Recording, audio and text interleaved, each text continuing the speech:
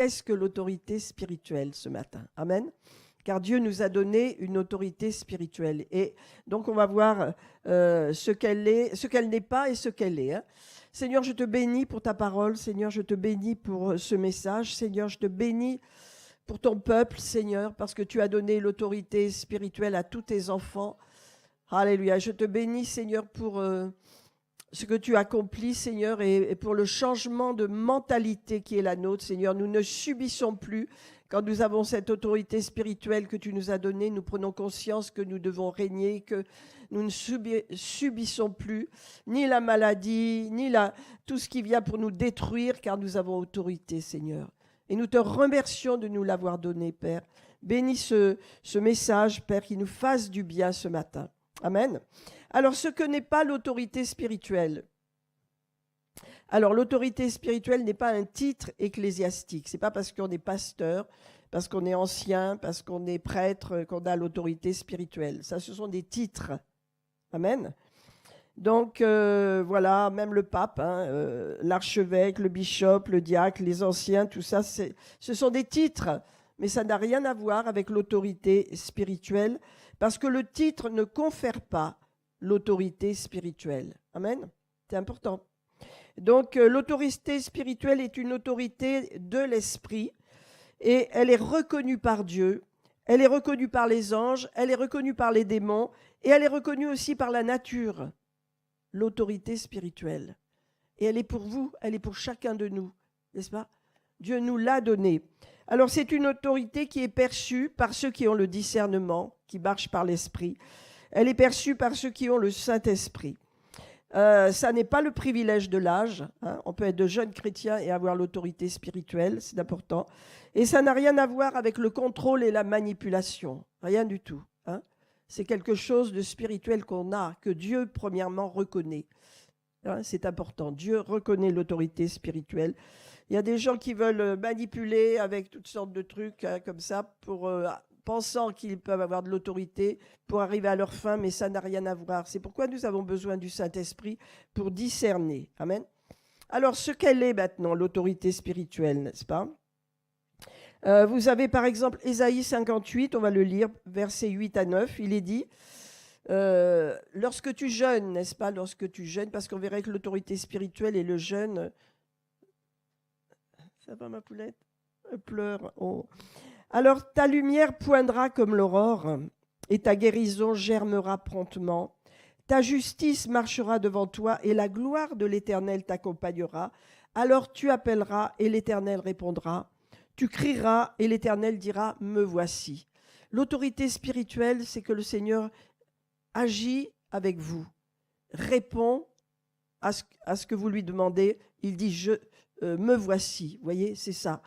Ça libère le Seigneur et la puissance de Dieu lorsque nous demandons, lorsque nous agissons. Le Seigneur dit, me voici, je vais agir avec toi. Amen. Alors il est dit, il y a des gens qui disent juste une phrase et la présence de Dieu est là. On va voir que l'autorité spirituelle ne peut pas être séparée de la présence de Dieu, de la consécration, de notre vie consacrée au Seigneur. Hein. Et donc, bien sûr, là, je ne vais pas en reparler, mais l'importance de passer par la repentance. Parce que quand nous sommes passés par une vraie repentance, et je dis cela parce qu'aujourd'hui, dans l'Église, il y a des croyants qui ne sont jamais passés par la repentance, mais qui adhèrent au système. Il y en a de plus en plus parce qu'ils trouvent que c'est bien, mais leur cœur n'a pas été circoncis. Et vous savez, la circoncision, c'est un changement de vie. C'est important d'avoir été circoncis. Et quand vous passez par cette repentance, vous changez de vie.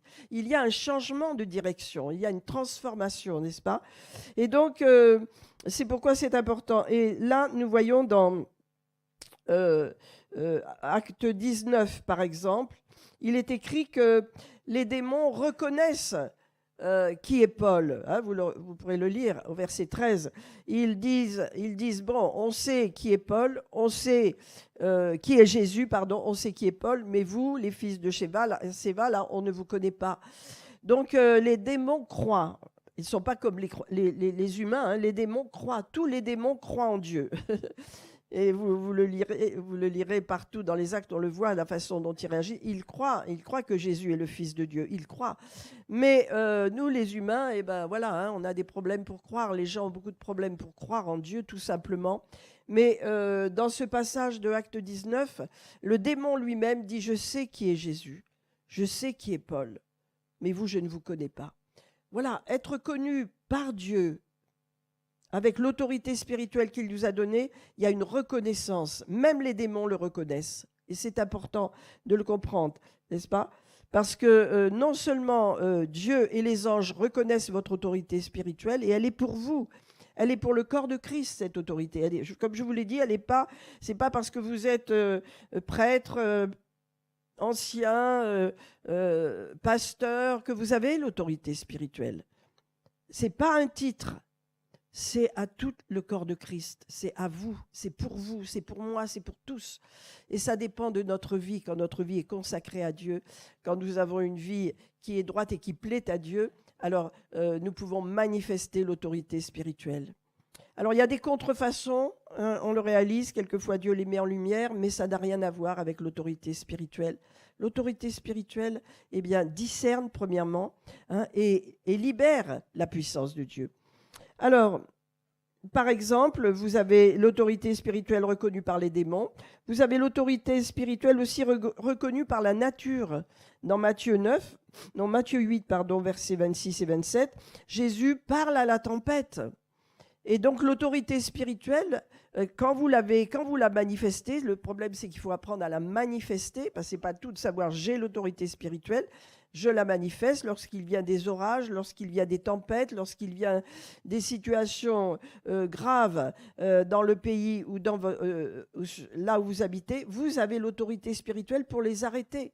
Et moi, je peux témoigner que je l'ai souvent fait.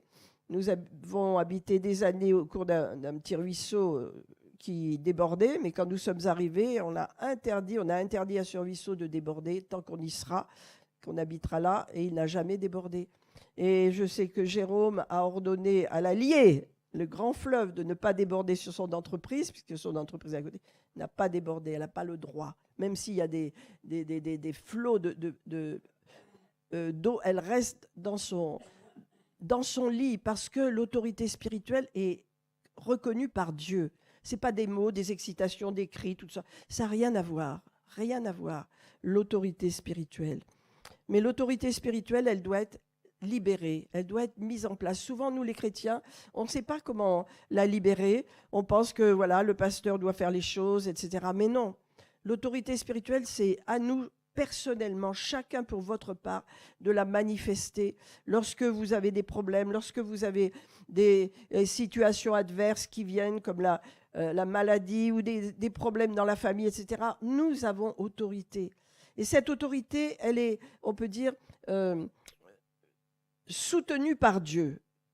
Et nous allons voir comment la développer. Il y a des clés, bien sûr, parce que l'autorité spirituelle, Dieu veut la donner à tout le monde, mais tout le monde ne l'a pas. Si vous vivez dans le péché, vous ne pouvez pas avoir d'autorité spirituelle sur les démons. Vous ne pouvez pas avoir d'autorité. Si vous vivez une vie consacrée à Dieu et vous faites ce qui plaît à Dieu, vous avez cette autorité. Le Seigneur vous la donne. Alors j'ai noté quelques points, si vous voulez, ce matin, pour que nous puissions développer cette autorité spirituelle. Premièrement, passer du temps dans le lieu secret avec Jésus. Vous vous rappelez de Matthieu 6, hein, si tu vas dans ta chambre et prie ton Père qui voit dans le secret. Ton Père qui voit dans le secret te le rendra. Donc il y a quelque chose qui vient en retour. Et lorsque nous avons de l'intimité avec le Seigneur, et quand vous avez de l'intimité, vous avez sa présence. La douce présence de Dieu vient. Dès que vous entrez dans la communion avec le Saint-Esprit, il y a sa présence qui vient. Et qu'est-ce que c'est cette récompense que Dieu donne, mes amis? C'est l'autorité spirituelle, parce que c'est puissant, l'autorité spirituelle. Mais ça vient par cette communion avec Dieu, par ce temps de mise à part, par le fait d'aller dans un lieu secret. Va dans ta chambre, va chercher ton Dieu, va le rencontrer. Fais silence autour de toi et prends du temps avec ton Dieu dans le lieu secret. Et ton Père qui voit dans le secret te le rendra. Amen. Alors bien sûr que c'est important, la prière collective, la prière de l'Église, mais si on veut être puissant en tant que croyant dans notre Église, eh bien, nous avons besoin d'avoir cette relation intime avec Jésus, une relation intime avec le Saint-Esprit. Amen. Et ça, c'est notre responsabilité à chacun. Écoutez le Seigneur, parce que Dieu parle tout le temps. Le Saint-Esprit vous parle, je l'ai dit déjà plusieurs fois, et je développe cela parce que je pense que nous sommes souvent les chrétiens dans un système. On a un système de prière, on prie en langue, on lit la parole, on n'écoute pas Dieu, on n'écoute pas Dieu. Mais je vous rappelle notre parole, la parole que nous avons reçue au 1er janvier de la part du Saint-Esprit. Hein? Et cette parole disait, Seigneur, ouvre mon oreille afin que j'écoute comme écoute des disciples. Hein? Je crois que c'est Ésaïe 50. Écoute comme écoute des disciples. Et donc, c'est important parce que dans cette année qui vient, le Seigneur, avec cette communion que nous avons les uns, chacun d'entre nous, si vous voulez, hein, cette communion avec Dieu dans le lieu secret, l'oreille spirituelle s'ouvrira. Et à ce moment-là, vous entendrez Jésus qui va vous parler par le Saint-Esprit, qui va vous éclairer, qui va vous diriger, qui va vous montrer les choses, parce que vous lui parlez, parce que vous lui demandez et que vous écoutez. Parce que quand on va dans le lieu secret, on parle à Jésus, c'est vrai, mais ensuite il faut écouter. Il faut avoir du temps pour écouter le Seigneur. Amen. Donc ça, c'est important. On a besoin d'écouter Dieu. Alléluia, hein? On a besoin. Alors, premièrement, pour développer l'autorité spirituelle, premièrement, il faut passer du temps dans le lieu secret. Hein? Vous vous rappelez du psaume 91, celui qui demeure dans le lieu secret. Hein? Il demeure, il s'établit, il vit dans le lieu secret, il repose, ça veut dire il y a la paix là. Il repose, il a une paix sur lui. Alléluia. Et quand vous entrez dans la présence de Dieu, c'est vrai qu'il y a beaucoup d'agitation, nos pensées, voilà, j'entends les gens, ils parlent, et je me dis, bon, ben, quelle place au Saint-Esprit, parce que souvent, il faut se taire, on parle beaucoup trop. Je parle, voilà, il faut écouter Dieu, il faut entrer dans ce temps tous les jours, dans la mesure du possible, hein, je vous dis ça comme ça, chacun fait comme il peut. Hein, je sais quand il y a des enfants, quand il y a le travail, mais on a besoin de cette intimité. Et dans les temps où nous sommes, le Saint-Esprit met l'accent là-dessus. Développons l'intimité avec Dieu, développons la communion avec le Saint-Esprit. Et vous avez sa présence qui descend sur vous et cette paix qui vient et qui va vous bénir dans toute la journée, qui va vous bénir dans vos relations les uns avec les autres, qui va mettre devant vous les bonnes personnes. Et vous aurez l'intelligence éclairée, la sagesse de Dieu pour régler les situations si vous passez ce temps, si nous passons ce temps dans le lieu secret. Amen. La Bible dit dans 1 Corinthiens 8, verset 3, « Si quelqu'un aime Dieu, celui-là, eh bien, il est connu de lui. Aimer Dieu, c'est pas faire ce que je veux. Aimer Dieu, c'est faire ce qui lui est agréable. » C'est ça, cette notion. Il faut grandir maintenant. Il faut apprendre à obéir à Dieu. Il faut apprendre à faire ce qui plaît à Dieu. Parce que ça, c'est une position de croissance. C'est une position de croissance spirituelle. Hein? On arrête d'être des enfants, on arrête de faire ce qu'on veut, comme on veut, et de régler nos problèmes dans la chair, et voilà, on prie, et on ne s'occupe pas de rien du tout, on n'écoute pas Dieu, on arrête ça. Il faut faire silence, nous sommes dans des temps où il y a beaucoup de bruit, il faut apprendre à aller dans le lieu secret, parce que là, Dieu va nous rencontrer, là, Dieu va parler à notre cœur, là, Dieu va nous éclairer. Amen. Alors, ça peut être une demi-heure, ça peut être une heure, ça peut être un quart d'heure, ça n'a pas d'importance. Chacun fait comme il le sent. Mais mes amis, développons cela. Nous sommes au début de l'année. Il faut prendre les bonnes habitudes. Et je pense qu'aller dans le lieu secret, dans votre appartement, dans votre chambre, dans un lieu tranquille et parler à votre Dieu, vous allez voir que la joie va venir, vous allez avoir envie de ces rendez-vous, vous aurez toujours envie de ces rendez-vous parce que ce seront des rendez-vous d'amour, des rendez-vous avec votre Père, des rendez-vous avec le Saint-Esprit et vous allez les aimer ces rendez-vous. Amen. Est-ce que ça vous dit quelque chose que je vous dis? Oui, vous allez les aimer. Il y a des personnes ici qui savent de ce dont je parle. Alléluia, des temps où Dieu peut parler à notre cœur, des temps où nous pouvons le questionner et recevoir la réponse. Quelquefois, on ne la reçoit pas toujours, mais on la reçoit, n'est-ce pas? Alors, le premier point que je vous ai dit, comment développer une autorité spirituelle. Vous savez, moi, j'ai passé beaucoup de temps dans le monde de la foi, et la foi est très puissante, c'est vrai. Hein? La foi déclare, voilà, on l'a l'autorité, etc., on la libère. il y a une qualité d'autorité spirituelle qui va maintenant, il faut éclairer les choses, n'est-ce pas? Pas que la foi, mais bien sûr qu'il y a la foi pour recevoir l'autorité, mais la démarche, comment la recevoir, c'est quelque chose sur lequel il faut mettre la lumière maintenant.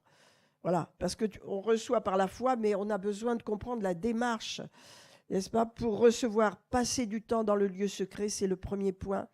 Deuxièmement, alléluia, faire ce qui plaît à Dieu, aimer Dieu, alléluia, c'est être connu de lui. Et si vous êtes connu de Dieu, eh bien vous avez automatiquement ce que vous avez demandé, vous avez la lumière, vous avez la conduite, vous avez la paix, vous avez tout ce dont vous avez besoin et des solutions à vos problèmes.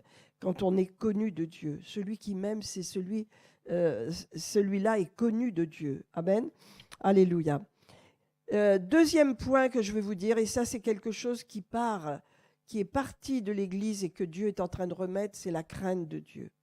Si vous aimez Dieu, vous ne ferez pas ce que vous voudrez. J'ai la crainte de Dieu. Quand je parle et que je dis une parole que le Seigneur me reprend, je demande pardon à Dieu parce que j'ai la crainte de Dieu. Et nous devons prier, mes amis, que le Seigneur ramène la crainte de Dieu dans l'Église. Et vous comprenez, la crainte, c'est le respect. Mais c'est aussi le fait qu'il est Dieu, n'est-ce pas? Et que je ne veux pas faire et dire n'importe quoi. La crainte de Dieu, c'est la deuxième chose, la troisième chose, du moins, que le Seigneur veut libérer quand nous avons de la communion avec lui. Nous aimons Jésus, nous lui parlons, c'est notre ami, mais la crainte de Dieu doit être là dans notre cœur. Le respect, l'honneur qu'il lui doit, que nous lui devons. Et vous savez, la crainte de Dieu, c'est puissant. La Bible dit que c'est le début de la sagesse, mais c'est vrai. Quand tu crains Dieu, tu n'agis pas n'importe comment. Tu cesses de prendre les rênes de ta vie pour lui laisser la direction. Quand tu crains Dieu, tu comprends qu'il a un plan qui n'est pas le tien et que tant que tu tiens tout entre tes mains, il te laisse. Mais lorsque tu lui demandes de l'aide et lorsque tu abandonnes ta vie entre ses mains, eh bien, il va te montrer comment diriger ta vie, comment faire, comment apprendre. Amen. Nous devons apprendre à déléguer les choses et à les donner au Seigneur. Amen. Donc, premièrement, passons du temps avec Dieu dans le lieu secret. Deuxièmement, quand tu aimes Dieu, tu fais ce qui lui est agréable et tu es connu de lui. Et troisièmement, tu marches dans la crainte de Dieu. Mais demandez-la si vous ne l'avez pas. Certains n'ont pas de crainte de Dieu, ils font ce qu'ils veulent, ils sont chrétiens. C'est l'état d'enfant. Vous savez, quand on est enfant, on est comme ça. Les enfants sont colériques, ils font des caprices, ils prennent ils font toutes sortes de choses. Mais nous ne sommes plus dans cet état-là maintenant. Jésus revient bientôt. Dieu veut nous fortifier, il prépare son Église.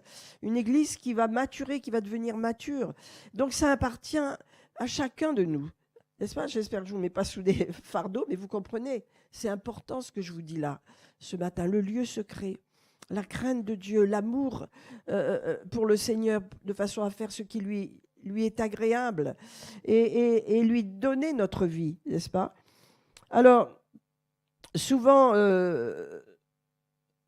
quand on fait les choses, j'ai noté quelqu'un qui marche dans la crainte de Dieu, ne fait pas les choses pour les gens, ne fait pas les choses pour être vu des gens, mais fait les choses pour Dieu. Quand nous avons la crainte de Dieu, nous sommes conscients. Hein? Hier, j'étais chez Leclerc et j'avais prié. Et donc, j'ai eu l'occasion de partager ma foi et une invitation avec 2 personnes. J'étais très contente, je voudrais faire plus. Hein. Mais bon, mon temps était limité. Mais la crainte de Dieu, c'est de lui obéir. La crainte de Dieu, c'est de faire ce qui lui plaît. Tant pis si les gens se moquent de vous, tant pis, ce qu'il faut, c'est quand on a la crainte de Dieu, on fait premièrement ce qui plaît à Dieu. Vous voyez ce que je veux dire? Amen. Alors, qu'est-ce que ça veut dire aimer le Seigneur? Qu'est-ce que ça veut dire? Ben, vous avez un passage très important. Allez, c'est quoi aimer le Seigneur? On aime Jésus, on aime tous le Seigneur, on aime tous le Père. Hein? On l'aime profondément, mais qu'est-ce que ça veut dire? Vous avez Jean 14, verset 21 qui dit « Celui qui a mes commandements et qui les garde, c'est celui qui m'aime. Et celui qui m'aime sera aimé de mon Père. Je l'aimerai et je me ferai connaître à lui. » C'est ça la clé. Donc vous voyez, il y a une promesse. Alléluia. J'aime Dieu, alors je garde ses commandements. Parce que si je ne suis pas les commandements du Seigneur, si je vis ma vie comme je le veux, je ne peux pas dire que j'aime Dieu. Il attend, il aimerait Mais vous voyez, quand on aime Dieu et quand on a la crainte de Dieu, eh bien, on ne fait pas ce qu'on veut, on fait ce que le Seigneur veut. Et c'est ça, vous savez, l'Église, c'est ça. Quand le Saint-Esprit est descendu sur Pierre, c'était un autre homme. Dans Jean 20, Jésus avait soufflé sur chacun des disciples, ils ont reçu le Saint-Esprit à l'intérieur d'eux. Ils sont nés de nouveau. Ils ont été transformés, changés. Ensuite, à la Pentecôte, le Saint-Esprit de puissance est descendu sur eux. Ils n'étaient plus les mêmes. Ils n'étaient plus les mêmes. Ils n'avaient plus peur de rien. Ils avaient une intelligence de l'œuvre de Jésus-Christ. Ils prêchaient avec puissance et les gens se convertissaient. Pourquoi ? Parce qu'ils ont été transformés. Amen. Changés. Ça, le Saint-Esprit veut le faire. Il attend notre désir, il attend notre faim, il attend notre envie d'être transformé. Alors, celui qui a mes commandements, c'est celui qui m'aime. Et celui qui m'aime sera connu de Dieu. Donc, c'est important. Donc, on voit qu'il y a exactement un lien direct entre l'obéissance au commandement du Seigneur et l'amour. L'amour et l'obéissance au Seigneur, elle ne vient pas comme ça, avec des pensées extérieures. C'est l'obéissance à sa parole. L'obéissance à la parole de Dieu. Quand j'obéis, on obéit progressivement, parce qu'il y a beaucoup de choses dans la parole de Dieu que Dieu nous demande de recevoir et d'apprendre à obéir dans beaucoup de domaines. Mais on apprend, on a un désir d'obéir au Seigneur à travers sa parole et par sa parole. Donc l'obéissance a un lien direct avec l'amour.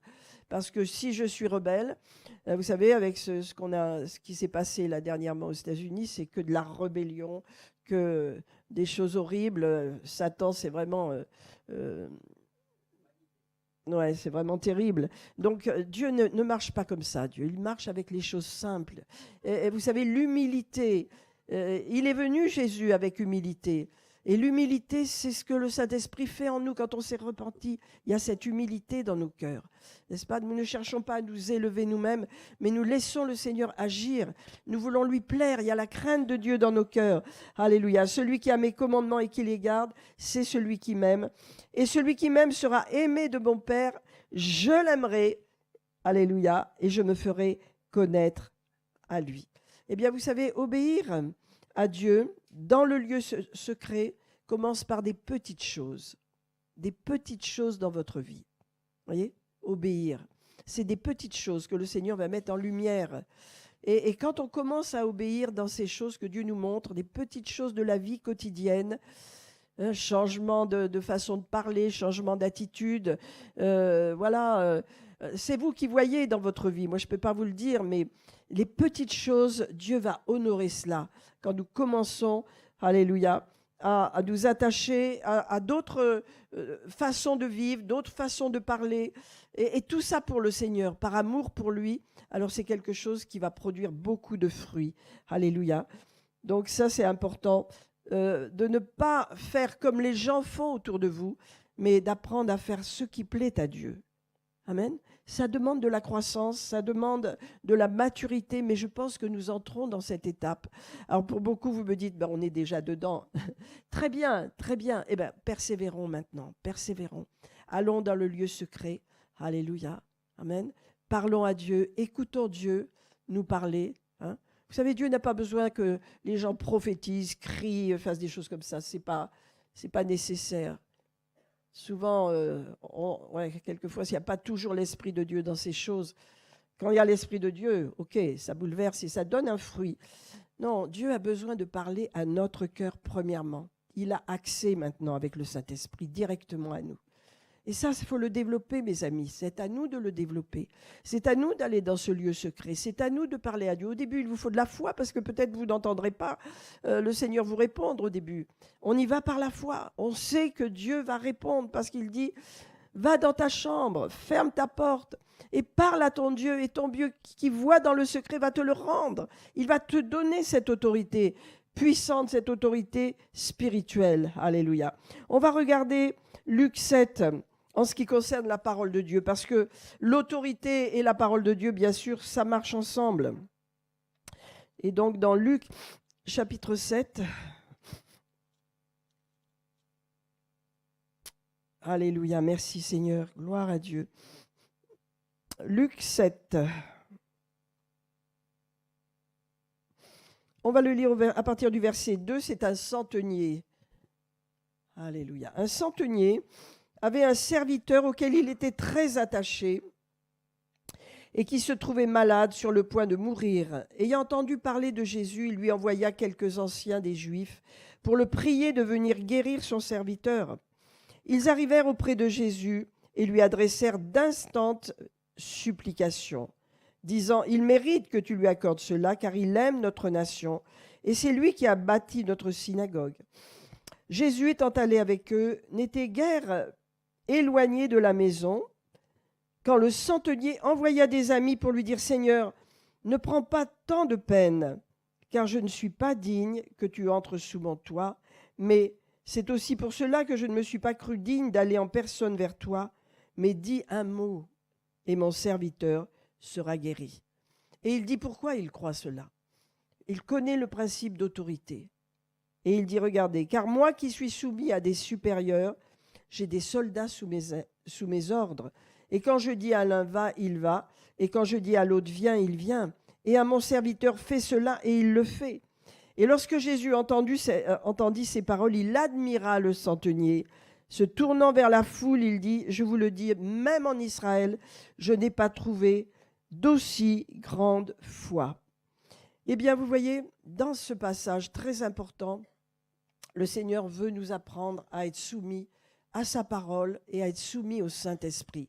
Si vous alliez dans le lieu secret et si vous allez communiquer avec le Seigneur dans ce lieu secret, vous apprenez à vous soumettre au Seigneur. Et ça, on a besoin d'apprendre ça. Vous savez, par nature, on n'a pas du tout envie de cela, ou on ne sait pas le faire, mais il faut apprendre. Parce que la soumission dont il est parlé, c'est une soumission volontaire à la parole de Dieu et au Saint-Esprit. Et cette soumission, eh bien, elle apporte la liberté. Ça n'est pas de l'esclavage. Elle apporte la liberté. Car là où est l'Esprit de Dieu, là est la liberté. Mais on a besoin de faire en sorte que la parole de Dieu, alléluia, eh bien, soit notre autorité. Que l'on soit soumis à la parole de Dieu. Parce que cet homme a dit... Toi, Jésus, tu as tant de puissance sur la guérison, tu as tant de puissance sur la maladie, tu as tant de puissance que seulement un mot de toi va guérir mon serviteur parce que tu es sous autorité. Tu as l'autorité de ton Père sur toi, tu n'es pas seul. Hein, Jésus a dit combien de fois, moi je ne suis pas venu tout seul, je viens, mon Père qui fait les choses est avec moi. Donc il a vu cela, le centenier, et il a dit, ben, moi c'est la même chose. Je comprends le principe d'autorité. Et vous, mes amis, comme moi-même, nous devons apprendre à nous soumettre à la parole de Dieu et au Saint-Esprit. Le Saint-Esprit a des plans, le Saint-Esprit a une pensée qui n'est pas la nôtre. Alors je vous parle, c'est abstrait bien sûr, mais vous savez, dans votre vie, il y a des choses que le Seigneur vous demandera de faire ou de ne pas faire. Et on aura peut-être du mal à se soumettre à cette pensée ou à cette parole, mais le résultat, c'est qu'on le fera, on obéira, parce qu'on est soumis au Saint-Esprit, n'est-ce pas? Donc c'est important. Qu'est-ce que c'est la soumission? Eh bien, c'est reconnaître l'autorité de Dieu dans notre vie. Amen. Et ça confère une autorité spirituelle très grande lorsque nous avons cela. Amen. Alors, je vous dis une chose, donc, c'est que pour avoir l'autorité spirituelle, il faut aller dans le lieu secret. Pour avoir l'autorité spirituelle, bien sûr, il faut faire ce qui plaît à Dieu. Il faut libérer la crainte de Dieu dans notre cœur pour ne pas faire n'importe quoi. Et je voulais vous dire, troisièmement, il faut apprendre à jeûner. Là, on a une semaine qui vient, et donc on va avoir 2 jours de jeûne dans la semaine, puisqu'on a notre réunion du dimanche. Mais le jeûne est très important. Vous voyez, on jeûne pour se rapprocher de Dieu. Alors, je ne vous dis pas de faire des jeûnes qui durent 15 jours, 3 semaines, non. Je vous dis simplement, apprenez à jeûner. Commencez petit, commencez par louper un repas, commencez et priez, parce que sinon, on est comme les païens. Hein. On jeûne sans prier, ça ne sert à rien. Alors, peut-être c'est un repas, peut-être c'est 2 repas, mais c'est important de jeûner et de prier. Le jeûne plaît à Dieu et nous rapproche de Dieu, parce que la chair, eh bien, elle est dominée Voyez. Alors moi, je sais, cette semaine, on a 2 jours de jeûne séparés, donc c'est pas compliqué. Mais je ne sais pas qui participe à ces jeûnes, mais je vous encourage à commencer. Peut-être vous n'êtes pas habitué à jeûner, peut-être vous ne pouvez pas jeûner. Bon, je ne dis pas aux gens qui sont malades ou qui ont des maladies, des problèmes de diabète, tout ça, je ne vous encourage pas à jeûner. Mais pour ceux qui sont en bonne santé, le jeûne est très bon. Et donc, commencer à jeûner, louper un repas, 2 repas, 3 repas et même plus, c'est quelque chose qui est bon. Il faut faire comme le Saint-Esprit nous montre, mais c'est important. Dans le jeûne, on se rapproche de Dieu. Nous, parce que Dieu est proche de nous. Mais souvent, on ne l'entend pas, on ne le voit pas, mais le jeûne fait partie de l'autorité spirituelle, vous voyez. C'est très important. Donc, il y a une dimension quand on apprend à jeûner. Quand on apprend à jeûner, on change. Nos pensées sont transformées. Il y a des choses que le pardon vient. Il y a des choses qu'on traite, qu'on ne voit pas dans le naturel parce que dans le jeûne, eh bien, la chair, elle est mortifiée. La chair, elle souffre. Ne croyez pas que si vous jeûnez, vous n'aurez pas faim. On a faim quand on jeûne. Bon, il y a des gens qui jeûnent longtemps et qui, au bout de 3 jours, n'ont plus faim. Ça m'est arrivé il y a longtemps. Mais bon, on fait comme on peut, on fait comme on le sent, mais préparez-vous, parce que si vous avez faim, vous allez dominer votre faim, dire « Seigneur, c'est pour toi, je passe cette journée ou ce temps avec toi, je jeûne et je prie. » Et je prie, parce que les païens jeûnent, ils ne prient pas, eux, ils jeûnent pour la santé, pour ci, pour ça. Nous sommes chrétiens, le jeûne et la prière. Amen. Donc c'est quelque chose qui libère l'autorité spirituelle. Alléluia, parce qu'il y a une récompense. Regardez, je voudrais vous lire Matthieu 6. Lorsque vous jeûnez, dit Jésus, ça veut dire, ce n'est pas une option, c'est vous jeûnerez. Lorsque vous jeûnez, ne prenez pas un air triste comme les païens. Matthieu 6, verset 16. Comme les hypocrites qui se rendent le visage tout défait pour montrer aux hommes qu'ils jeûnent. Je vous le dis, ils reçoivent leur récompense. Il y a une récompense, mes amis, quand tu jeûnes. Il y a une récompense. Le Seigneur récompense toujours ce qu'on fait pour lui. Quand il nous demande quelque chose, quand on devient obéissant à sa parole, il y a des récompenses. Il faut le savoir. On grandit dans l'autorité, on grandit dans la puissance de Dieu, on grandit. Amen. Il est dit, ils reçoivent leur récompense. Mais quand tu jeûnes, parfume ta tête et lave ton visage, afin de ne pas montrer aux hommes que tu jeûnes, mais à ton Père qui voit dans le secret, alléluia, qui est là dans le lieu secret, et ton Père qui voit dans le secret te le rendra. Il y a une dimension, mes amis, il y a une récompense lorsque on jeûne. Le Seigneur ne nous demande pas des choses compliquées, mais simplement de participer. Parce que quand tu jeûnes, tu te rapproches de Dieu, tu dis à ta chair, ça suffit, et tu viens parler avec Dieu, tu viens communiquer, tu viens prier. Amen. Alléluia. Donc, quelle est la récompense? Quelle est la récompense? Eh bien, mes amis, la récompense, c'est l'autorité spirituelle. Quand tu jeûnes et pries, quand tu as une vie consacrée, quand tu obéis à Dieu, quand tu es un chrétien, c'est-à-dire un disciple, tout simplement, qu'est-ce qui se passe? Quand tu pries pour les malades sont guéris. Quand tu chasses les démons fuient, n'est-ce pas? Voilà, quand tu parles, les choses arrivent parce que tu as l'autorité spirituelle. Amen. Et donc l'autorité spirituelle, elle vient par une vie consacrée. Alléluia. Et bien que les gens n'aiment pas jeûner, le résultat doit nous motiver. Le résultat doit nous motiver. Personne n'aime jeûner. Dans une société où la télé nous présente de la cuisine, des mets. Qui est-ce qui aime jeûner dans le naturel? Mais quand on aime Dieu, on fait ce qui lui est agréable.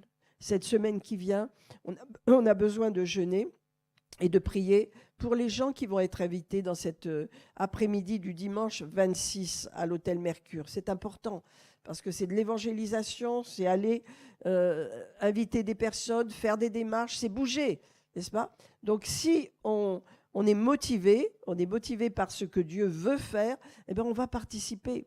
Amen. Donc on a ces deux jours de jeûne. Voilà. Donc je voulais vous dire ça ce matin.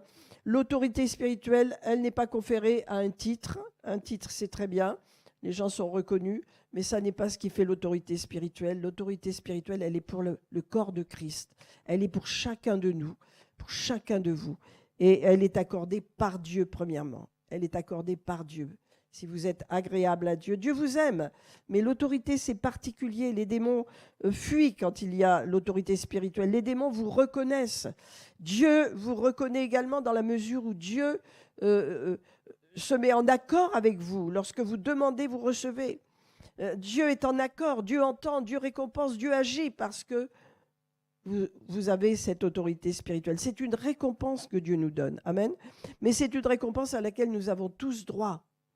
Alléluia. Et donc, je voudrais simplement vous rappeler que cette autorité spirituelle, elle doit être libérée, manifestée dans notre vie. Sur les démons, sur la maladie, sur les problèmes dans la famille, sur les gens dans votre famille qui ne sont toujours pas sauvés, en libérant la parole de Dieu, n'est-ce pas?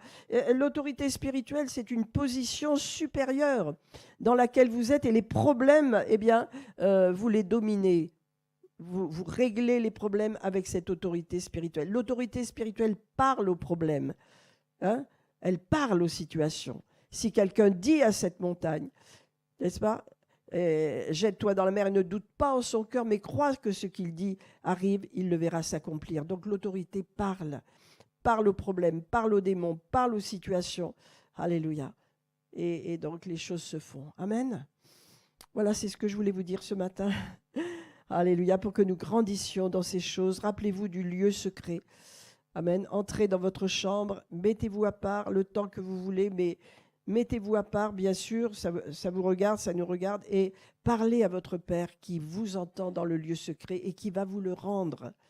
Et écoutez la réponse, écoutez le Saint-Esprit vous parler. Amen. On peut prier, s'il vous plaît. Rappelez-vous que cette autorité qui fait bouger les montagnes, qui fait bouger les choses, elle est accordée par Dieu. Dieu nous la donne, n'est-ce pas? Alors, il nous l'a donnée par la foi, mais souvent, les résultats ne suivent pas parce qu'il y a une vie derrière qui doit être consacrée au Seigneur. Amen. Alléluia. Seigneur, nous voulons te remercier ce matin.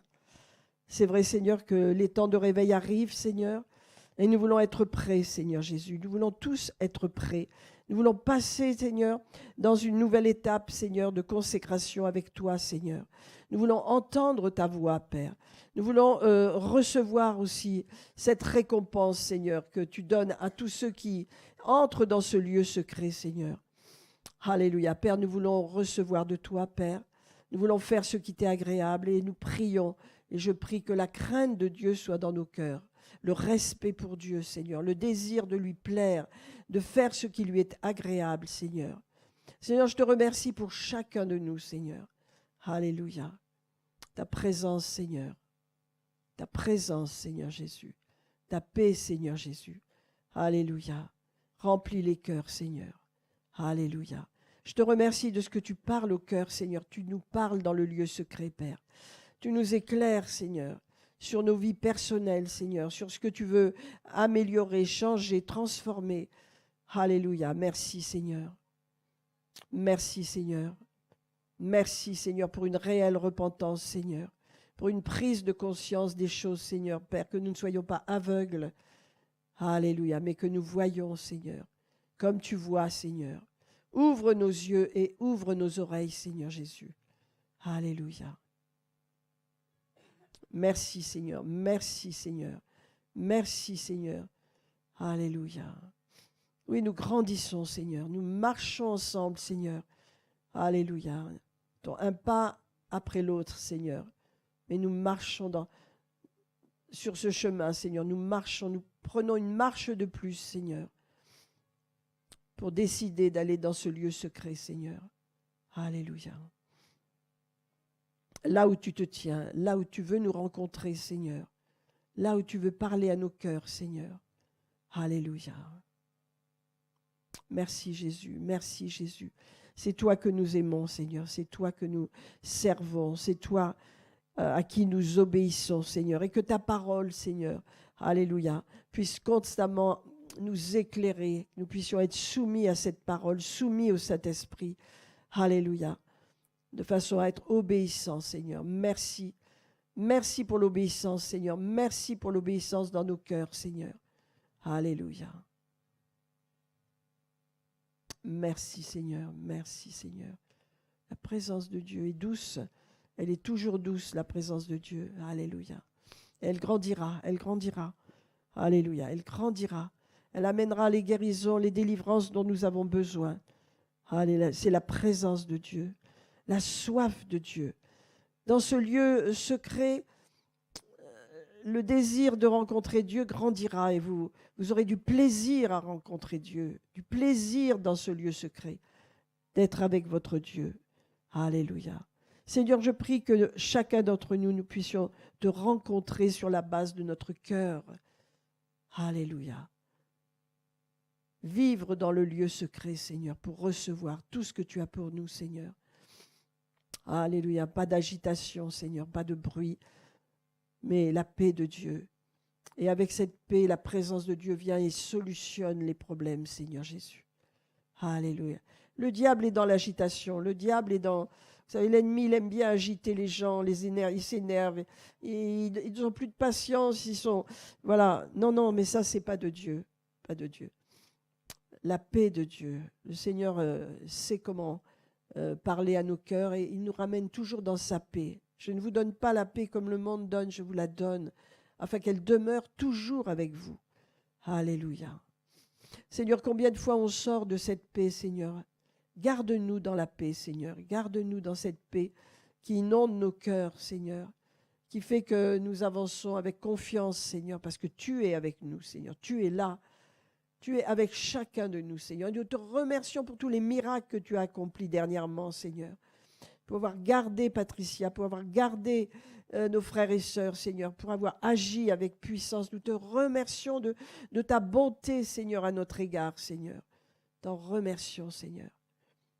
Tu es glorieux, Seigneur. Tu es magnifique, Seigneur. Oh, nous sommes dans la joie de t'appartenir, Seigneur Jésus. Nous sommes heureux, Seigneur. Tout ce que tu as fait, Seigneur. Amen. Amen.